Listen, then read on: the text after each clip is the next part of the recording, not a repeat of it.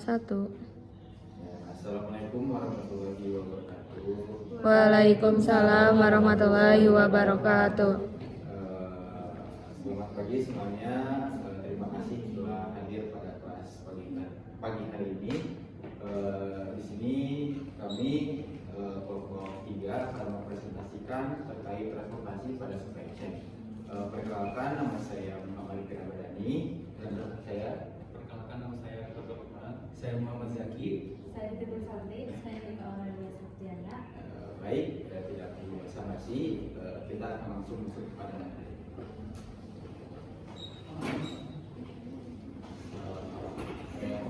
Peran transportasi pada rantai pasok yaitu memastikan pergerakan barang dari satu titik kepada titik lain, mulai dari bahan baku hingga produk jadi.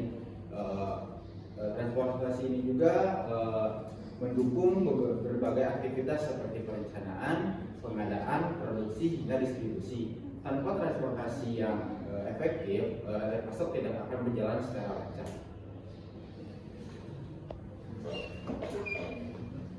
Di sini ada faktor efektif transportation decision. Yang pertama itu ada carrier. Carrier itu adalah pihak pengangkut barang yang pihaknya menyediakan jasa pengiriman. Yang biasanya dipertimbangkan, yaitu yang pertama ada financial direct cost, yaitu yang pertama ada biaya perbaikan, pemeliharaan perawatan, penilaian penyusutan kendaraan. Lalu yang kedua itu ada business operation cost, itu ada asuransi, gaji pegawai, pajak dan registrasi. Lalu yang ketiga itu ada trivial cost atau variable cost, itu tentang biaya total, biaya tol parkir, biaya bahan bakar, dan biaya pengiriman khusus. Lalu juga ada shipper. Shipper itu adalah pihak yang memiliki barang dan ingin mengirimkan. Yaitu yang pertama ada transportation cost, yaitu ada biaya ongkos kirim, biaya handling, dan load unload barang. Lalu yang kedua itu ada inventory cost. Inventory cost itu ada dua, yaitu biaya penggunaan software dan lisensi, lalu ada biaya maintenance system dan server. Lalu yang ketiga itu ada facility cost, yaitu tentang perawatan fasilitas gudang dan instalasi sistem keamanan. Lalu di sini ada jenis moda transportasi. Yang pertama itu ada truk itu ada dua, yaitu truk road. Truk road itu adalah truk penuh yang digunakan untuk pengiriman dan muatan yang besar.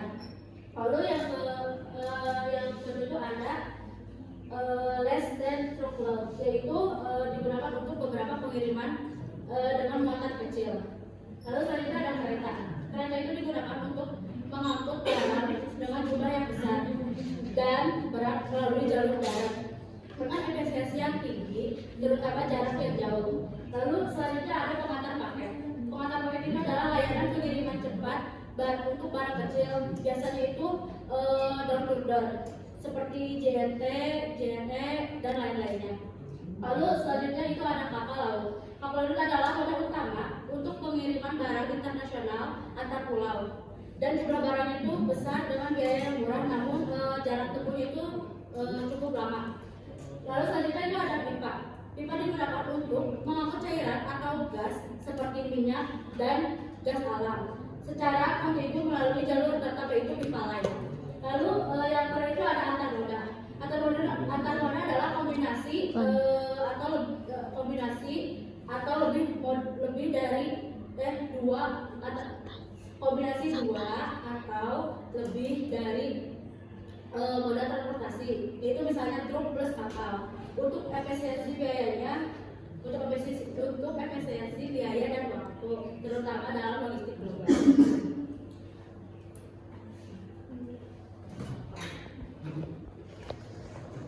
Lalu di sini ada terbagi menjadi dua, yaitu ada truckload dan truckload. Saya akan menjelaskan bagian pertama, yaitu tentang truckload atau KL. Nah, untuk di sini ada poin-poin yang telah ditetapkan oleh dari PPT yang sudah Bapak kirimkan. Yang pertama itu ada average revenue per mile tahun 96, yaitu di angka 9,13 sen. Artinya dalam setiap miles itu ditetapkan harga sebesar 9,13 sen.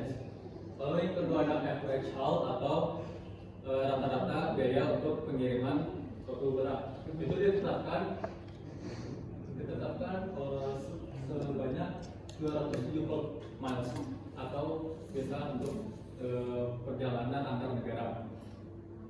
Untuk yang ketiga adalah average capacity. Untuk average capacity-nya itu termasuk cukup besar karena di sini dalam satu muatan penuh kontainer tersebut diisikan oleh satu pengirim, yaitu sekitar 42.000 hingga 50.000 pound atau sekitar 22.000 kg atau 22 ton.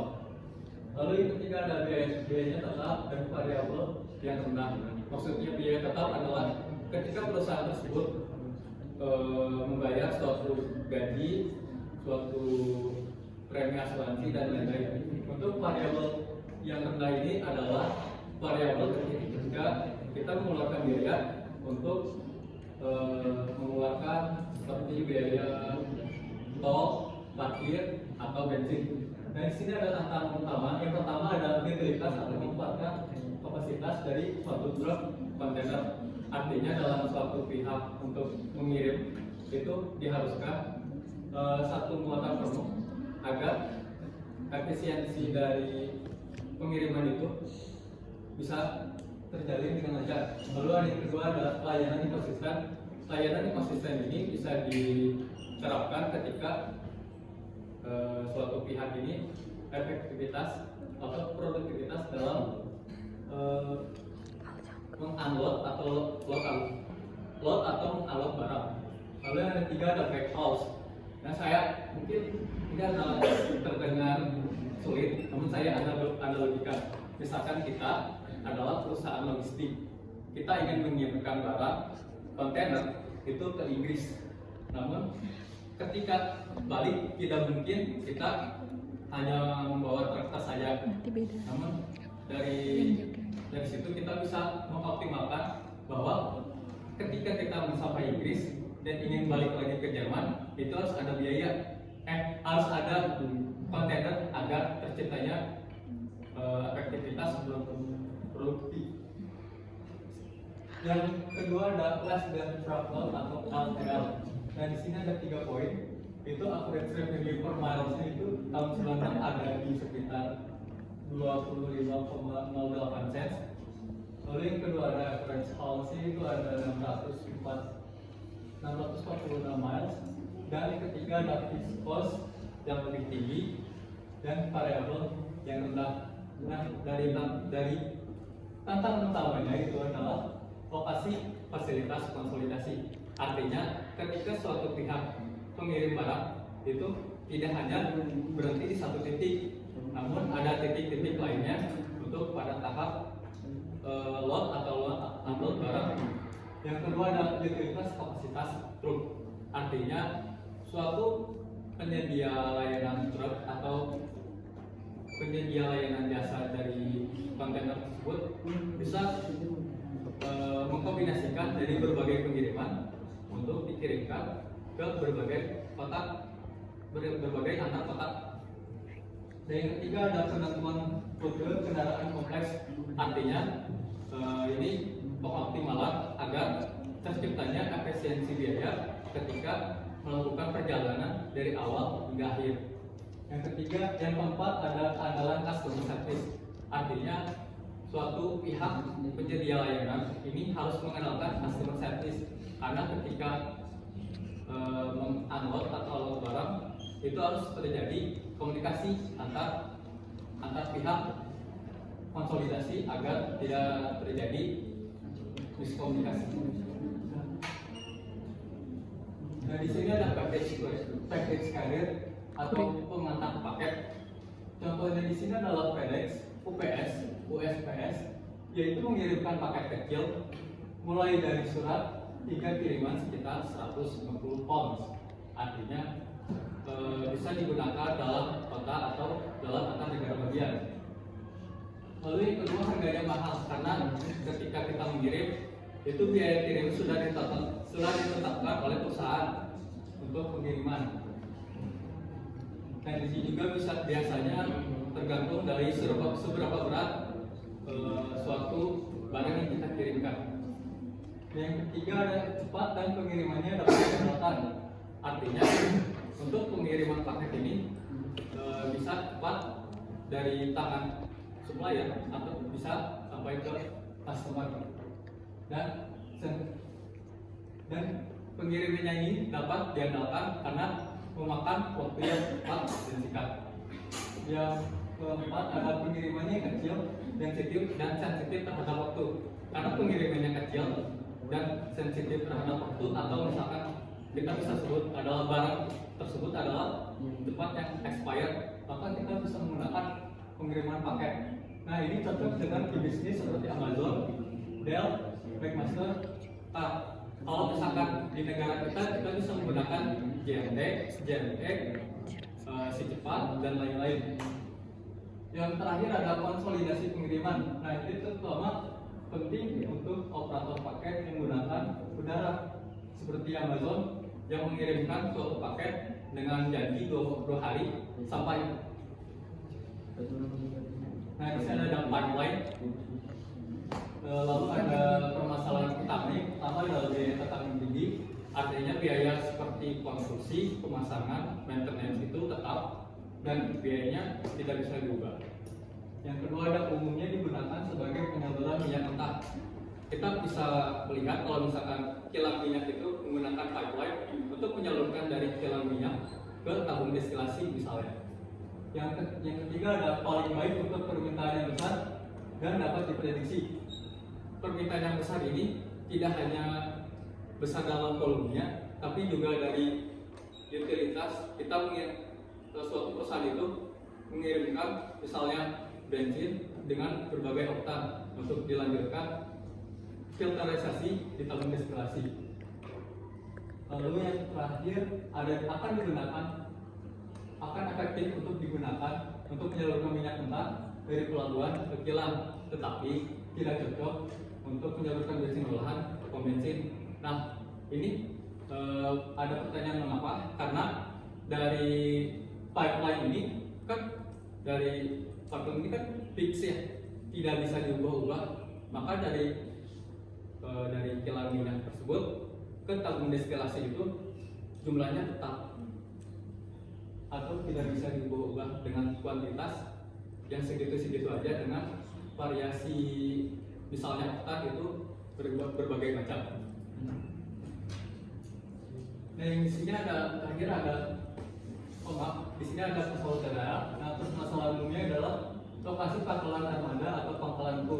Nah, di sini ada lokasi dari setiap negara atau setiap kota itu tidak tentu untuk memiliki satu atau dua, sehingga tidak efektif ketika lokasi ini tidak berada di suatu lingkungan atau kota yang tepat. Yang kedua ada optimalisasi jadwal, artinya dari pihak penyedia layanan saudara itu sudah mengoptimalkan jadwal agar tidak delay sehingga bisa menghemat efektivitas dari waktu. Yang ketiga ada penegasan armada. Nah, armada ini bisa maksudnya bisa digunakan pesawat kecil untuk antar kota atau bisa menggunakan pesawat besar untuk antar negara. Yang keempat ada penjadwalan kru, artinya setiap penyedia layanan dari pesawat udara atau logistik di udara itu sudah menyiapkan kru yang khusus untuk load atau mengangkut barang. Yang terakhir ada manajemen hasil, artinya dari pembagian hasil tersebut dibagikan kepada penyedia layanan pesawat udara dengan pengirimnya.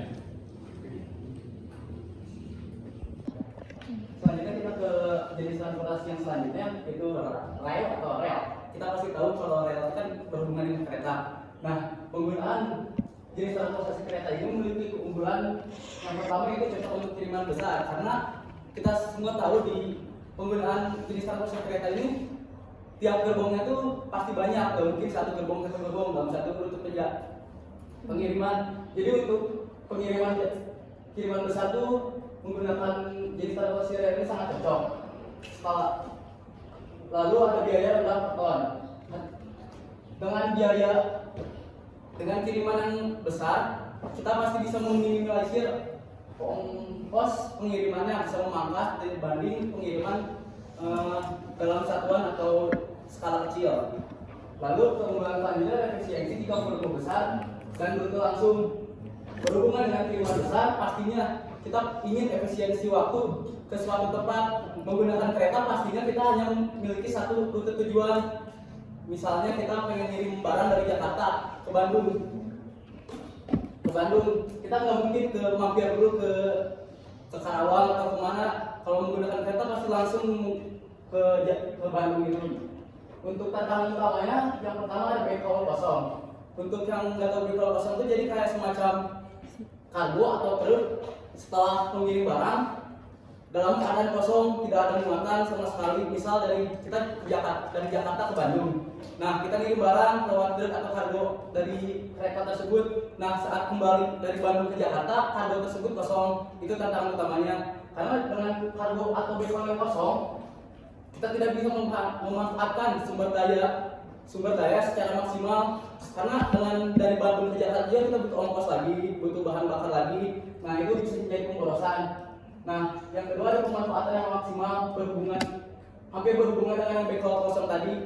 Dengan kita tidak memanfaatkan kargo atau gerbong yang kosong saat kembali ke Jakarta, itu masih kurangnya pemanfaatan secara maksimal.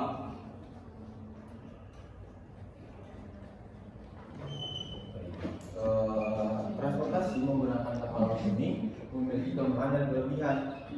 Kelemahannya yaitu hanya terbatas pada wilayah geografis tertentu, jadi kita tidak bisa sembarangan menggunakan transportasi kapal laut ini kepada wilayah-wilayah geografis yang tidak disetujui. Dan kita pun tahu bahwa transportasi kapal laut ini hanya berorientasi pada laut atau sistem perairan pedalaman dan perairan pesisir. Dan juga kelemahan transportasi kapal laut ini yaitu transportasi paling lambat dibandingkan transportasi lainnya.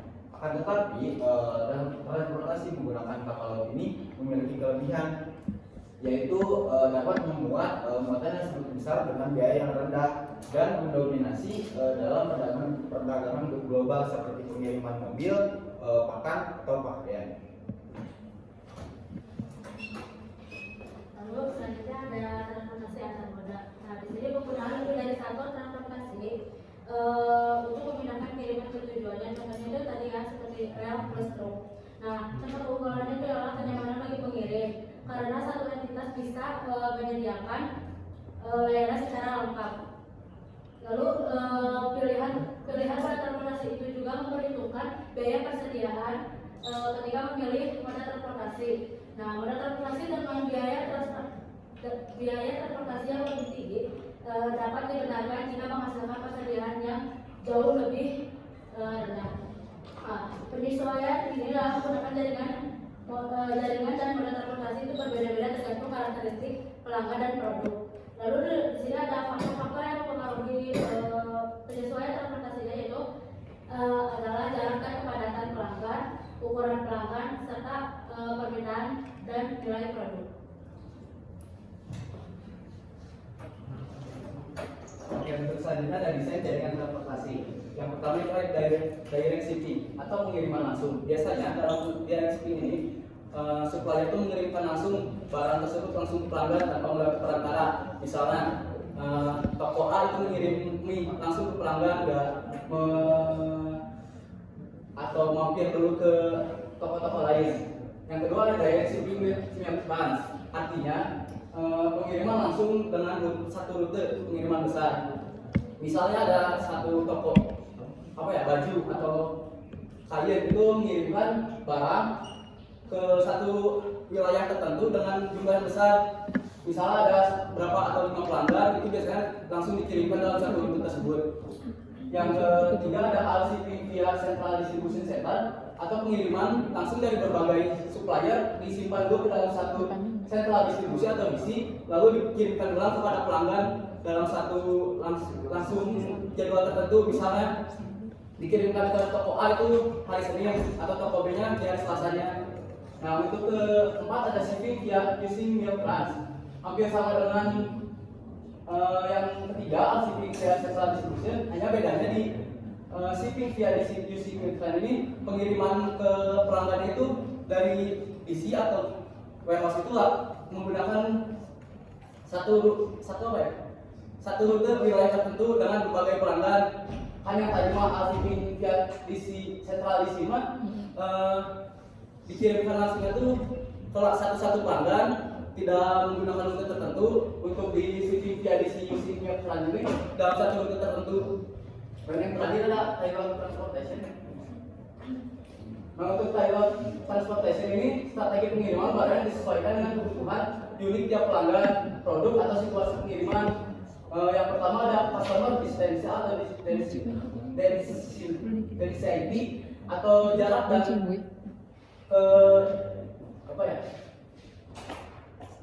dan ukuran dan jarak dan saya lupa gimana.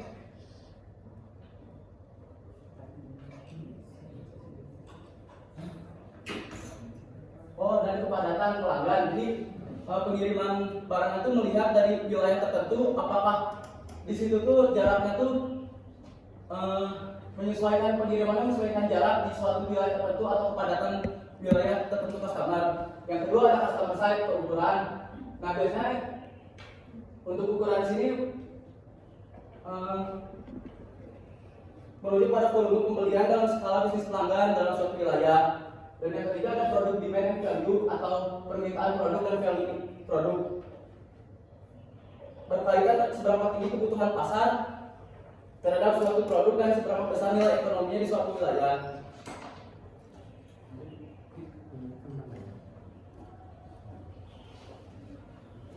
Baik, selanjutnya akan membahas terkait inventory aggregation. Pada konteks rantai pasok, inventory aggregation ini mengacu pada proses penggabungan data persediaan dari berbagai lokasi atau kategori produk ke dalam satu representasi yang lebih ringkas. Hal ini membantu perusahaan untuk mendapatkan gambaran keseluruhan stok dan dapat mengurangi biaya dan meningkatkan efisiensi. Di sini pengaruh inventory aggregation terhadap transportation cost. Hasil dari agregasi ini terdapat biaya persediaan berkurang, biaya transportasi masuk berkurang, dan biaya transportasi keluar meningkat.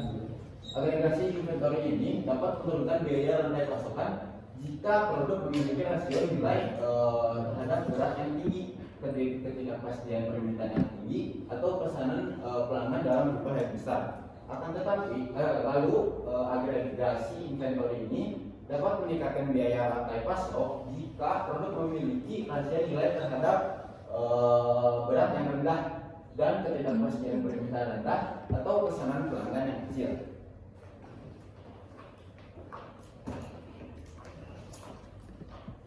Baik, selanjutnya ada peran IT dalam transportasi. IT di sini berperan sangat penting dalam operasional transportasi yang ada di supply chain management, dikarenakan IT itu kan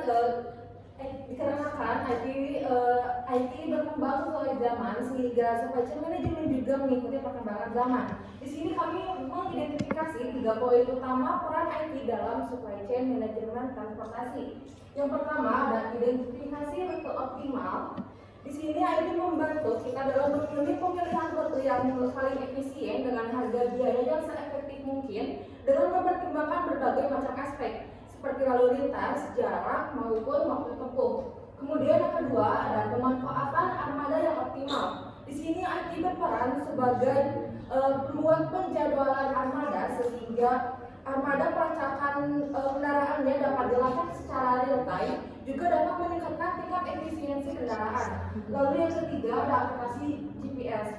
Pada poin ini IT berperan dalam aplikasi GPS yang dapat membantu kita untuk memantau posisi kendaraan secara langsung. Juga dapat memastikan ketepatan waktu, keterlambatan, keamanan, serta memberikan informasi yang akurat terkait kendaraan yang sedang berjalan.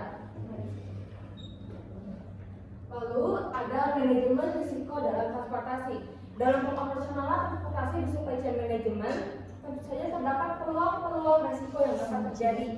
Yang pertama adalah risiko keterlambatan pengiriman, dapat disebabkan oleh cuaca buruk, kemacetan atau bahkan kerusakan kendaraan atau kemogokan kendaraan. Lalu ada risiko gangguan. Di sini termasuk kecelakaan atau pemogokan kendaraan juga, atau bahkan ada gangguan-gangguan teknis maupun non teknis seperti penutupan jalan yang disebabkan oleh adanya pengoperasionalan kinerja dari pihak lain maupun adanya bencana seperti longsor. Lalu yang ketiga ada risiko bahan berbahaya.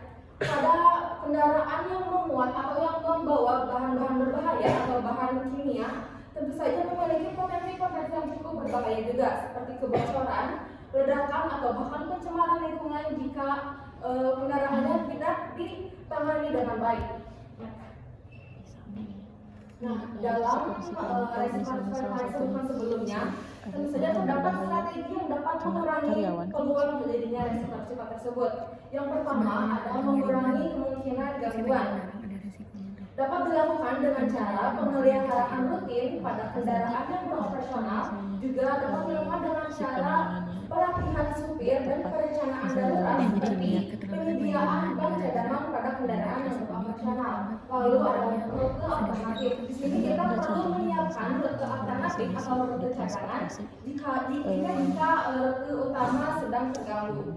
Lalu yang ketiga, dalam kasus kendaraan yang membawa bahan berbahaya, kita memerlukan penanganan secara khusus. Yang pertama ada kontainer yang dimodifikasi. Dimodifikasi dengan cara kontainer itu sudah dilakukan sudah diudarakan atau ditahankan tekanannya untuk mencegah kebocoran atau ledakan dari bahan yang dibawa.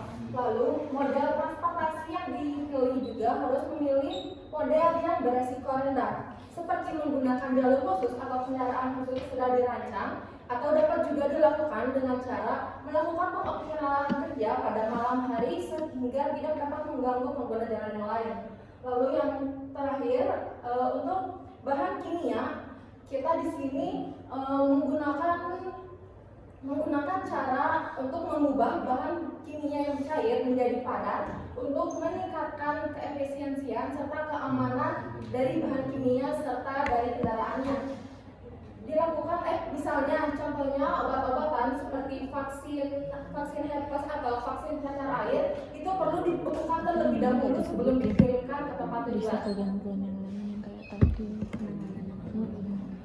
tadi bahan kimia aja. Baik kawan-kawan, itulah informasi terkait transportasi dan supply chain yang dapat kami sampaikan. Sekarang kami akan masuk pada sesi tanya jawab. Adakah yang mau bertanya? Baik, mungkin sistemnya akan sesi langsung ya. Berapa pertanyaan? Nanti saya akan bertanya berarti sampaikan mana.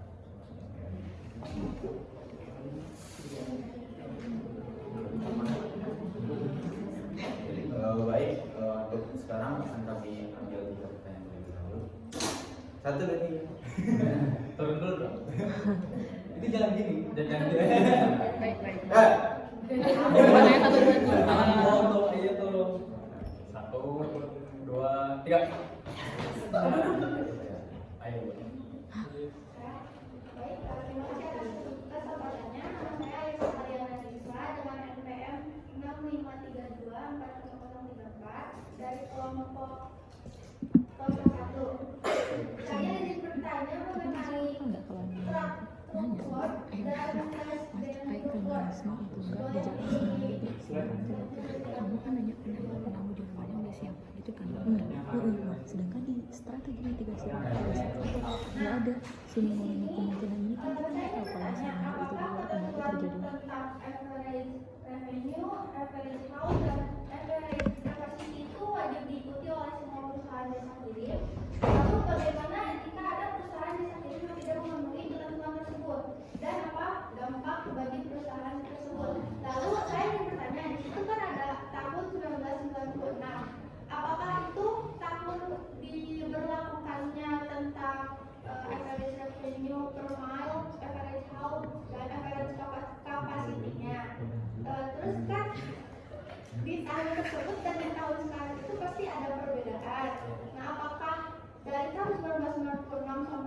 itu sama seperti itu average-nya. Baik, sudah. Kami akan tahu terlebih dahulu. Terima kasih. Mungkin kami akan mengambil dari kelompok yang berbeda. Ya.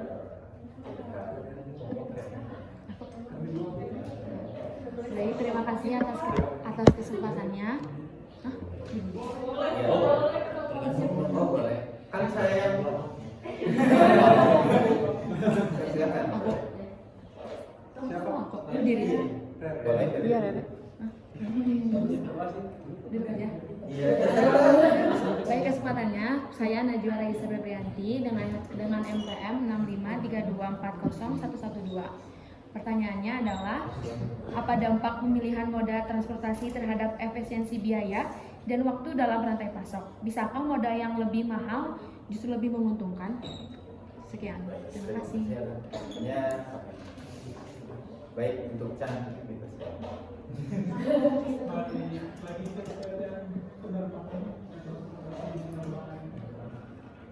Sarah. Pesawat. Oke.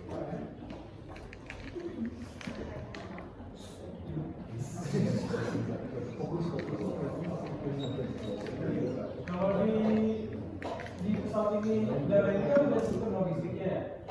Kalau terjadi delay penerbangan di sistem logistiknya itu, bagaimana biasanya sistem logistik itu menyesuaikan supaya barang tetap sampai ke konsumen tepat waktu? Itu bagaimana caranya? Dan kan di bandara-bandara itu suka ada delay, ada faktor cuaca, faktor misalnya ada kendala mesin atau dan lain-lain. Sudah. Baik, dimengerti. Pertanyaannya. Baik, kita akan berdiskusi terlebih dahulu untuk menjawab pertanyaan. Kami untuk memberikan waktu. Ada tracknya Bapak Luki, ada waktunya. Ini bisa saya jadi moda transportasi yang pesawat udara dari awal. Ya, tapi dia nggak bisa pesan dulu kami kan dikirim hari ini sampai malam nggak bisa.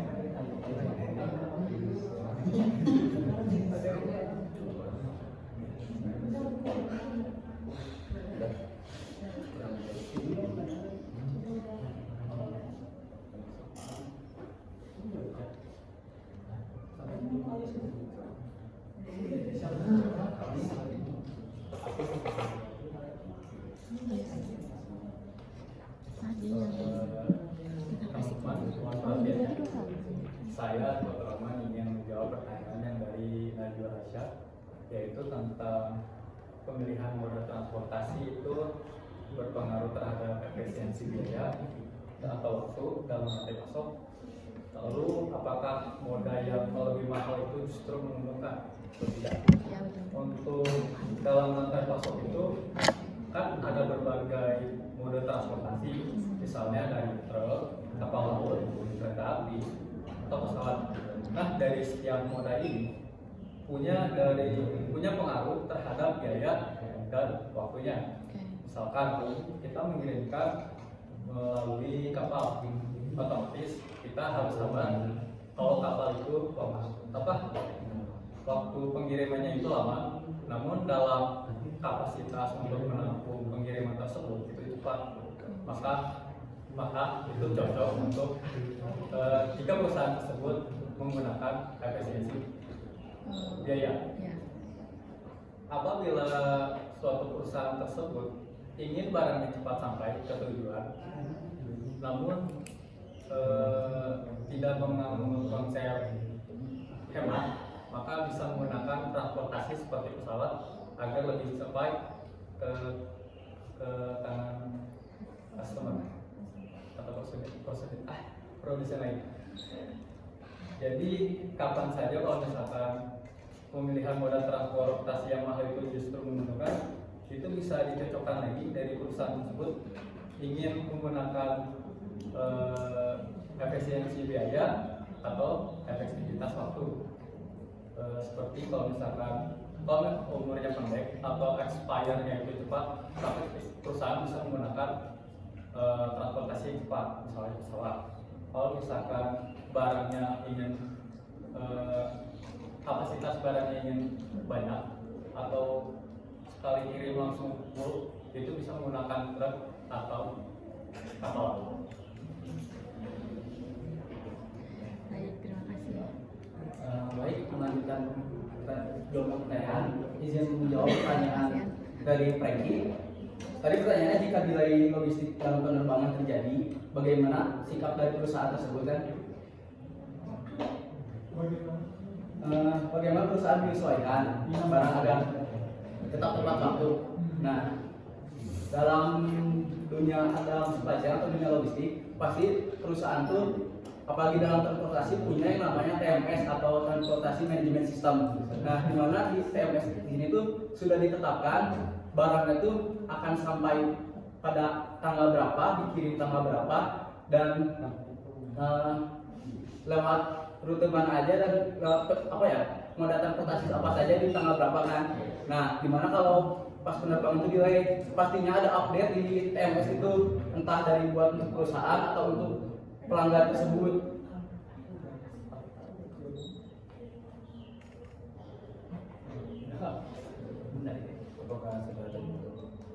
Apakah ada yang kurang jelas?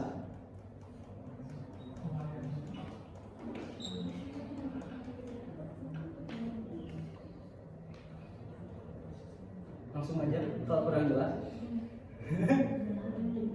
Kalau dipakai pengalihan rute itu bisa. Pengalihan rute. Misalnya kan kalau misalnya seminar mau ngirim dari bandara Soekarno-Hatta ke Kuala Namu, cuman di Kuala Namu-nya ada problem, misalnya pesawat Lion Air itu bermasalah, jadi itu diantaranya pakai batik air yang dimulai ke Jambi dulu baru Kuala Namu, kayak gitu pengalihan itu bisa nggak? Nah, itu tergantung dari kebijakan perusahaannya. Kalau emang dari delay dari penerbangan itu emang nggak lama atau cuma beberapa jam, biasanya itu lebih baik menunggu. Tapi biasanya ada penerbangan yang delay 1 hari paling lama, biasanya itu bisa dialihkan dulu. Itu tergantung kebijakan perusahaannya masing-masing.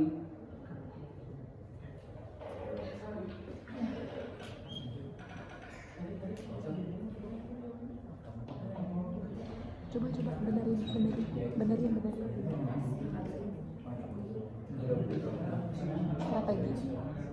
kan nggak ada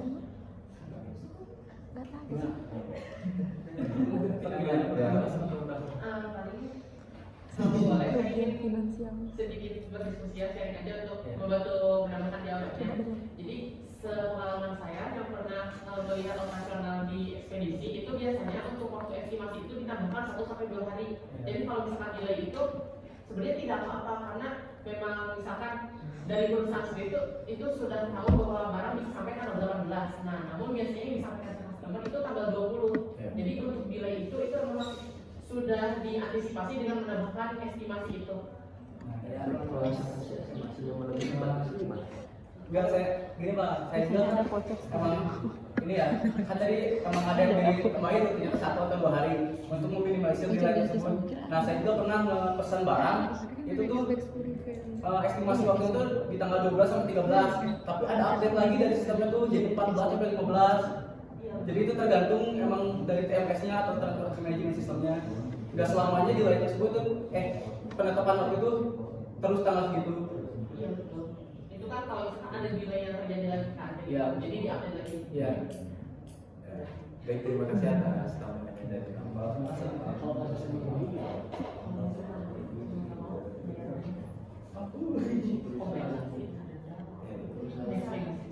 Coba benerin Pak. Kayaknya ada yang boros.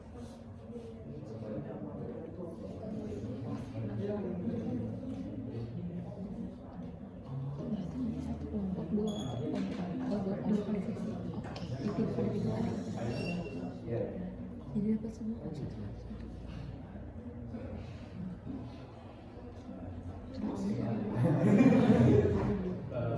Teman-teman, saya ingin menjawab pertanyaan AYS itu tentang apakah ketentuan dari 3 advice yang dari peraturan atau less than peraturan itu wajib diikuti atau tidak, lalu bagaimana dampaknya, dan lalu bagaimana jika perusahaan tidak mengikutinya, lalu dampaknya apabila perusahaan Berarti yang ketiga untuk apakah terdapat perbedaan antara tahun 96 dengan tahun 2000 sekarang? Untuk ketentuan 3 apres ini wajib atau enggaknya itu wajib karena setiap perusahaan itu sudah menetapkan batas untuk pengirimannya. Misalkan dari Jerman ingin mengirimkan ke Amsterdam, itu sudah ditetapkan setiap milesnya itu ditetapkan harganya gitu. Jadi pihak penyedia dan penyedia dari penyewa itu bisa dinegosiasikan agar menentukan titik tengah atau win-win solution. Lalu apakah dampaknya? Lalu apakah dampak dari 3 apres ini dilakukan oleh perusahaan itu akan mengurangi profit dari perusahaan? Artinya nggak mungkin dong kita mengirimkan barang sukarela dari Jerman ke Amsterdam, itu kan jauh. Nggak mungkin kita ngirim sukarela bayar situasi, nggak mungkin, karena perusahaan juga menguntung, kita juga menguntung. Jadi kita menentukan titik tengah dengan cara negosiasi harga. Lalu apakah terdapat perbedaan harga dari per miles tahun 96 dengan 2000 sekarang? Itu beda. Untuk tahun 96 itu kan 9,13 cents, dan untuk yang LTL itu 25,08 cents. Untuk yang sekarang itu karena inflasi harganya bisa berkali-kali lipat. Seperti kalau di sini saya tanya itu sekitar 2,05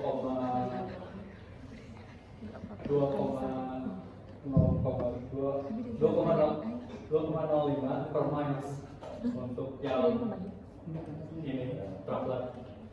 Lalu untuk yang less than truckload itu sekitar 2,44 per miles.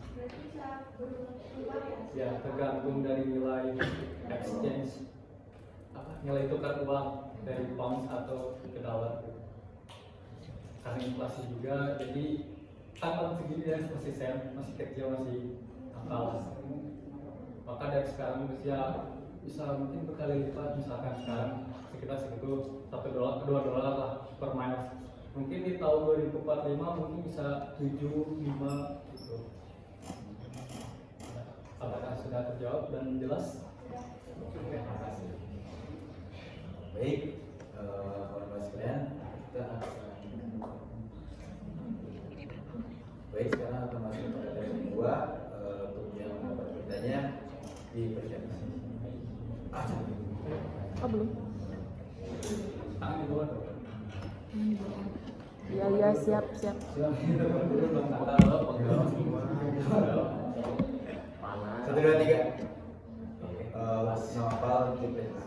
Sebelumnya terima kasih untuk kesempatan bertanya. Saya Novel dengan FM nomor 30035 dari kelompok 1.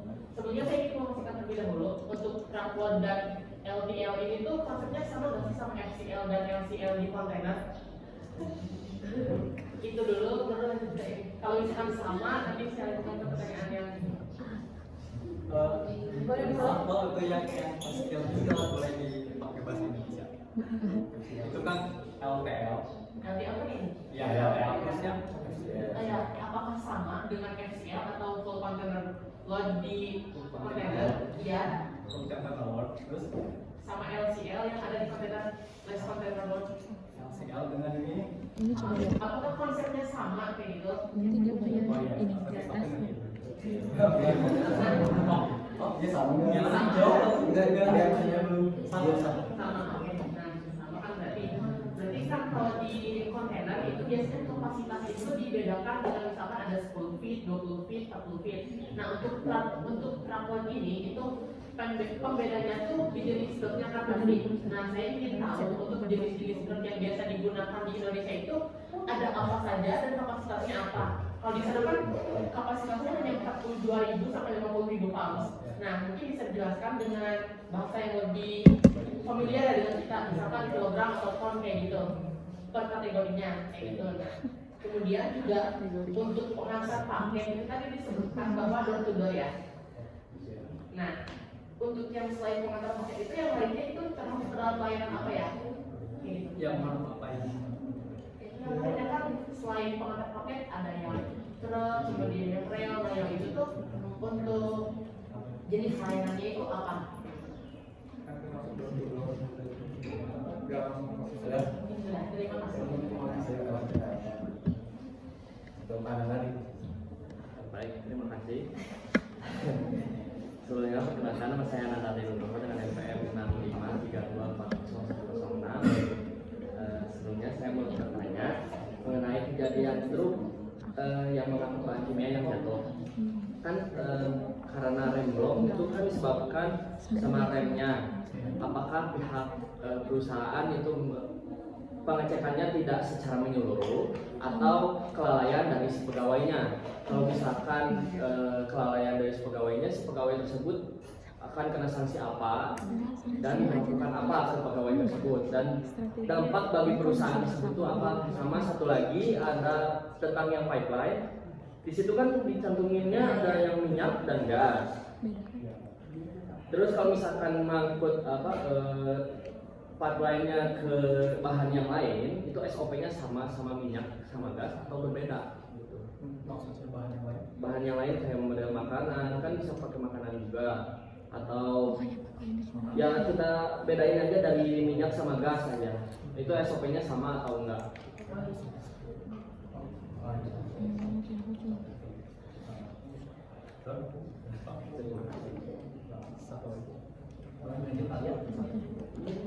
Sebelumnya, perkenalkan nama saya Alia Nur Hamizah dengan NPM 6532401118. Nah, di sini saya izin bertanya, kan di dalam manajemen resiko itu kan ada risiko gangguan. Nah, kalau misalnya di studi kasusnya itu si truknya tuh dalam perjalanan. Nah, di perjalanan mengirim barang itu tuh terjadi kecelakaan dan barangnya tuh malah habis dijarah sama warga, terus sampai menimbulkan kerugian di si supirnya juga, barang-barangnya hilang. Nah, itu bagaimana penanganan untuk hal tersebut? Apakah ada strategi untuk mengurangi hal tersebut? Nah, apakah dari perusahaan ada biaya darurat atau anggaran untuk kejadian tersebut, atau itu di luar anggaran yang direncanakan untuk pengiriman barang tersebut? Terima kasih. Ya. Nah kan otomatis kan kalau ada terjadi kecelakaan seperti itu kan barangnya di jalan tidak ada. Itu kan akan berdampak juga kepada estimasi pengiriman juga. Itu bagaimana langkah yang bisa dilakukan perusahaan untuk mencegah hal tersebut supaya si customer itu tidak memberikan penangguh. Tadi jalannya itu karena Kecelakaan. Kecelakaan, Ya. barangnya berantakan. Iya. dari perusahaan. Iya. Sebelumnya terima kasih atas pertanyaannya. Izinkan kami untuk meminta waktu untuk berdiskusi. Belum. Satu. Oke, baik teman-teman, saya izin pertanyaan dari Muhammad Akal tentang apa saja jenis truk yang ditemukan di Indonesia dan ketentuan jenis kapasitasnya itu berapa, lalu mengenai jenis layanan pengantaran paketnya. Untuk di Indonesia sendiri, kapasitas dari moda transportasi truk untuk truk load dan less dan truk load itu dibagi menjadi 3, yaitu ada truk untuk muatan ringan itu sekitar 5 ton, dari 1 ton hingga 5 ton misalnya gitu. Untuk yang truk sedang itu 5 sampai 10 ton. Lalu yang heavy duty itu dari 10 ton hingga lebih. Kalau dari dunia game tersebut itu bisa simpulkan sekitar 25 ton maksimalnya. Kalau untuk jenis truk yang ringan itu seperti kita bisa lihat elf kantor yang kuning di jalan-jalan, yang truk box gitu. Terus yang untuk truk sedang itu misalkan truk pusok atau yang agak besar Lalu untuk yang truk berat atau heavy duty ini seperti kontainer. Oke, untuk jenis lainnya akan dinamakan oleh teman saya, Muhammad Refi.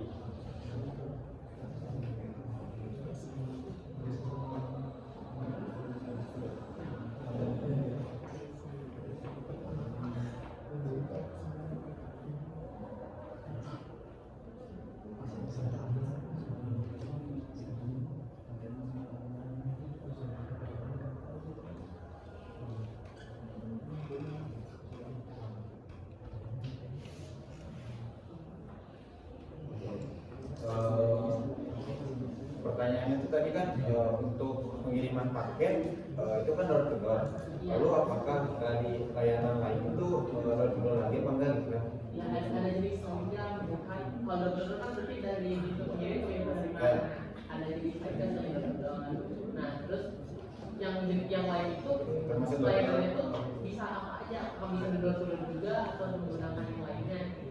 Oke, saya akan menjawab dari yang apakah layanan lain itu door to door juga apa enggak? Untuk layanan lain juga itu termasuk door to door karena misal pesawat kan itu tetap alamat pengirim ke alamat penerima yang nantinya si penerima itu akan menjemput layanan tersebut. Jadi itu termasuk ke door to door. Untuk apakah ada layanan lain selain door to door? Mungkin sepertinya ada karena mungkin akan terjadi transit pada pengiriman transportasi tersebut yang akhirnya pengiriman itu tidak sesuai dengan titik alamat penerima. Kalau tadi kan misalkan pesawat berarti dijemput kan? Ya, ada kemungkinannya dijemput. Kalau dijemput berarti nggak sampai pintu penerima dong, tapi di port pesawatnya itu. Tapi kan, nah iya, tapi kan alamat dari pengirim ke penerima itu titiknya di bandara tersebut gitu. Urusan dari bandara itu bisa dari urusan penerima. Berarti sampai port doang, belum support. Iya, itu kan tetap berhubungan karena alamat pengirim dengan penerimanya karena alamat penerimanya itu di bandara gitu maksudnya. Tapi kalau yang saya tahu dari ekspedisi itu biasanya kalau sampai pelabuhan atau airport doang itu biasanya door to port sebutannya. Jadi Itu saya baru tahu.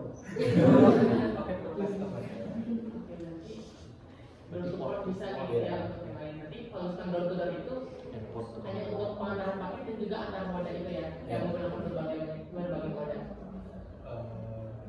Mungkin untuk meluruskan untuk yang berbagai moda itu ketika kita mengirimkan suatu barang dari misalkan dari negara Belanda ingin mengirimkan ke negara Inggris, itu kan bisa melewati jalur air. Artinya dari kontainer tersebut bisa dikirimkan melalui kapal. Lalu dari kapal tersebut bisa dilanjutkan oleh truk yang lain di negara Inggris. Gitu. Berarti Konsep yang barusan saya bilang itu sama. Jadi kalau antar moda kan bisa dari misalkan dijemput dari pelanggan menggunakan truk, terus dibawa ke mobil ke pesawat, terus ke pesawat, dan pakai moda lagi. Baik, terima kasih.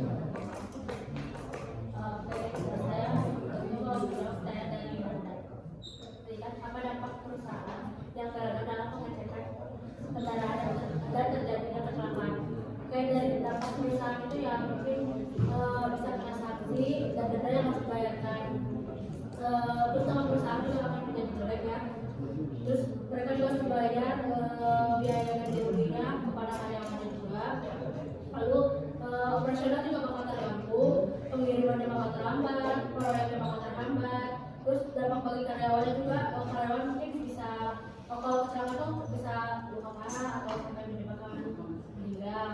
Terus juga tidak mendapatkan asuransi karena kendaraan juga tidak layak pakai. Terus apa ya?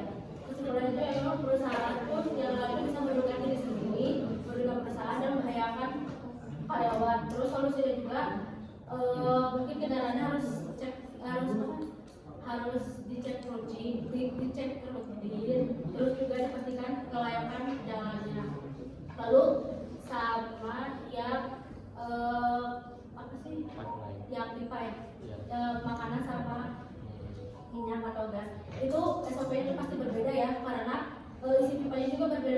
terus cara pengenangannya juga berbeda. Maka makanan itu harus steril. Tapi kan dalam pipa juga steril bukan? Walaupun sama-sama menggunakan pipa, SOP aturan prosedur itu tidak disamakan karena isinya berbeda, terus bahannya berbeda. Tujuannya juga yaitu pipa makanan itu punya SOP tersendiri dan pipa minyak gas juga punya SOP tersendiri. Berarti kalau misalkan tadi kan pipa gas sama minyak berbeda kan? Berarti dari bahan si pipanya juga berbeda gitu atau sama dengan pipanya? Mungkin gini ya, kalau misalkan pipa itu kan dari yang di bawah laut atau di bawah tanah, itu otomatis pipanya kuat. Nah, itu contoh untuk minyak atau mesin gas. Kalau misalnya untuk pipa seperti mesin es krim itu kan pipanya tuh harus steril dan pipanya juga nggak perlu yang berat-berat yang berat-berat banget karena pipa tersebut bisa dilihat secara langsung tidak tertanam di bawah atau di bawah tanah itu. Jadi seperti itu.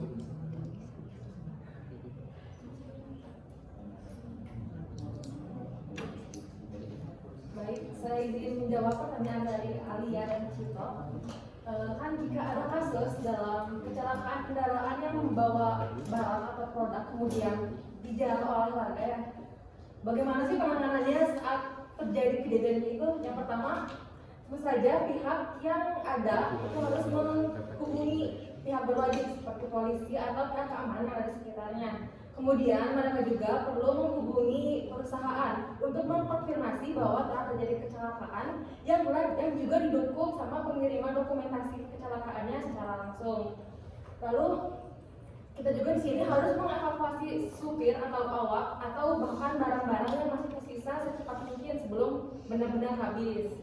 Lalu untuk strategi pencegahannya supaya tidak terjadi lagi, perusahaan pengiriman harus bekerja sama dengan perusahaan asuransi kargo untuk mengasuransikan barang-barang yang dikirimkannya tetap aman. Asuransi gitu ya. Kemudian ya asuransi. Kalau perusahaan itu tidak menggunakan jasa kayak gimana? Kan ada perusahaan besar juga yang punya jasanya sendiri, punya asuransi sendiri, punya sendiri. Kalau UMKM kan cenderungnya pakai outsourcing, itu pakai jasa ekspedisi. Itu kan kalau yang pakai jasa outsourcing itu berarti pakai pihak jasa ketiga ya. Dan bisa jadi pihak ketiga itu sudah memiliki asuransi dari pihak yang lain untuk keamanan dalam pengoperasionalan kerjaan mereka sendiri. Jadi sudah meliputi itu asuransi dari pihak ketiganya. Berarti kalau tidak menggunakan jasa, mungkin perusahaan juga memiliki asuransinya tersendiri untuk itu. Ya. Lalu disediakan juga pelatihan supir ya, supaya supir itu seenggaknya tahu lah cara-cara kalau misalnya ada kejadian-kejadian yang tidak diinginkan. Juga kita juga harus memilih rute dan waktu tempuh yang aman. Misalnya pada malam hari itu kan lebih aman dan karena lebih kosong juga. Jadi supir sebaiknya mengantarkan barang itu di malam hari dengan waktu tempuhnya yang mungkin akan lebih cepat dan lebih efisien juga. Kemudian supir-supir juga harus perusahaan juga harus menyediakan GPS secara real time di kendaraan yang sedang beroperasional karena untuk memantau seperti apa kendaraannya berjalan, juga memantau jika terjadi kecelakaan itu ada di mana dan akan langsung dideteksi dan kemudian akan langsung ditangani oleh pihak yang bertanggung jawab dari perusahaannya seperti divisi kejadian darurat. Kemudian jika memungkinkan juga pada pengiriman barang penting seperti pengiriman barang waktu pada saat pencoblosan presiden itu kan disediakan pendamping keamanan itu jika memungkinkan, namun jika tidak ya berjalan sendiri setuju supirnya. Lalu apakah biaya daruratnya ada atau tidak? Ya pasti ada. Yang pertama itu ada dana cadangan untuk penanganan dari kecelakaan tadi itu pasti harus disediakan dana cadangan. Lalu ada juga biaya perbaikan kendaraan dan ada juga kompensasi untuk pelanggan atau untuk supir atau untuk bisa dari pihak ketiga yang bekerjasama dengan pihak kargo itu. Lalu langkah yang dilakukan setelah kejadian itu seperti apa? Yang pertama ada investigasi dulu apa penyebabnya dan siapa yang harus bertanggung jawab dalam kasus tersebut.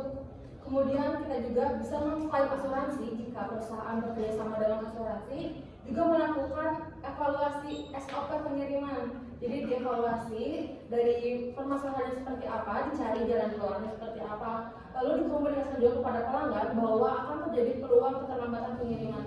Seperti itu. Apakah sudah jelas? Ya.